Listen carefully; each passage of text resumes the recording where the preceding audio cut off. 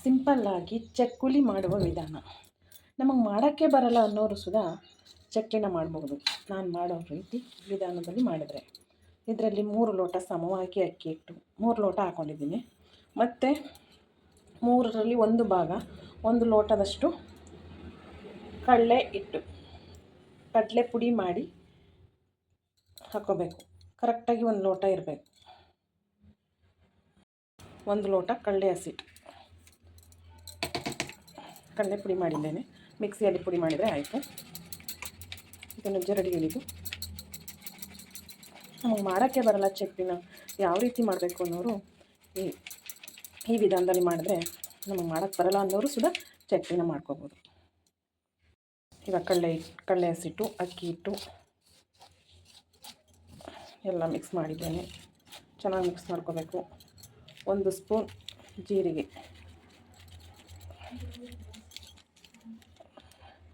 ಸ್ವಲ್ಪ ಕರಿ ಎಳ್ಳು ಮತ್ತು ಇಲ್ಲಾಂದರೆ ಬಿಳಿ ಎಳ್ಳಿದ್ರೂ ಆಗುತ್ತೆ. 1 ಸ್ಪೂನ್ ಖಾರದ ಪುಡಿ, ನಿಮ್ಗೆ ಎಷ್ಟು ಖಾರ ಬೇಕೋ ಅಷ್ಟು ಹಾಕೊಂಡ್ರೆ ಸಾಕು. ಸಿಂಪಲ್ಲಾಗಿ 1 ಚಿಟಿಕೆ 1/4 ಸ್ಪೂನ್ ಅರಿಶಿಣ,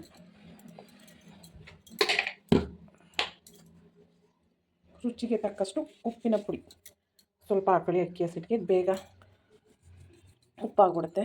ನೋಡಿ ಹಾಕೊಳ್ಳಿ, ನಿಮ್ಗೆ ಎಷ್ಟು ಬೇಕು ಅಷ್ಟು ನಿಧಾನಕ್ಕೆ ಎಲ್ಲ ಮಿಕ್ಸ್ ಮಾಡಿ.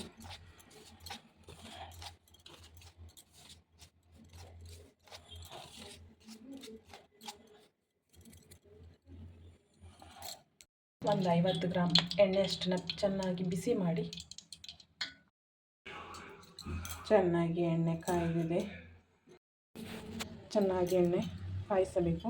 ಕಾದ ನಂತರ ಜೋಪಾನದಿಂದ, ತುಂಬ ಬಿಸಿ ಇದೆ ಇವಾಗ ಸ್ವಲ್ಪ ನಿಧಾನದಿಂದ ಎಲ್ಲ ಕಡೆ ಎಣ್ಣೆನ ಹಾಕಬೇಕು. ಜೋಪಾನ ಹಾಕಿದ ನಂತರ ಮಿಕ್ಸ್ ಮಾಡಬೇಕು. ಚೆನ್ನಾಗಿ ಮಿಕ್ಸ್ ಮಾಡಬೇಕು. ಸುಡ್ತಾ ಇರುತ್ತೆ ಜೋಪಾನ. ಒಂದು ಸಣ್ಣದ ಕೈ ಯಾವುದಾದ್ರೂ ಒಂದು ಸ್ಪೂನ್ ಸಹಾಯದಿಂದ ಚೆನ್ನಾಗಿ ಮಿಕ್ಸ್ ಮಾಡಿಕೊಳ್ಳಿ.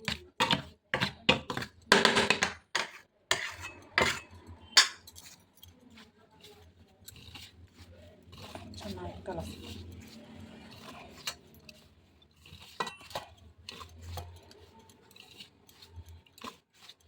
ಎಲ್ಲರೂ ಬಿಸಿನೀರಲ್ಲಿ ಚಟ್ನಿ ಮಾಡ್ತೀನಿ ಅಂತಾರೆ, ಆದರೆ ಆ ಥರ ಏನಿಲ್ಲ.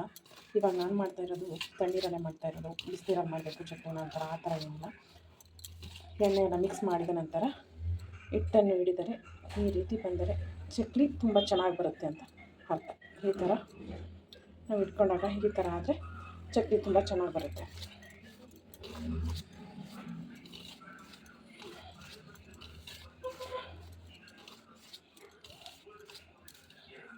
ನೋಡಿ, ತುಂಬ ಚೆನ್ನಾಗಿ ಬರುತ್ತೆ ಅಂತ.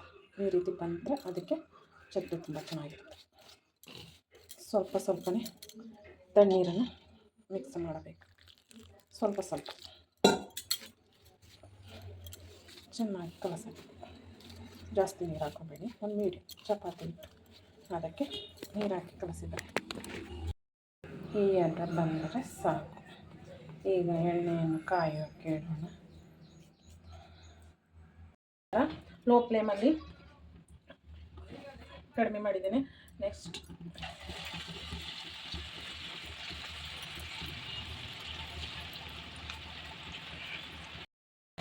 ನಾನು ಮುರುಕು ಮಾಡ್ತಾ ಇದ್ದೇನೆ. ಬೇಕಾದರೆ ನೀವು ರೌಂಡಾಗಿ ಹಾಕ್ಕೋಬೋದು.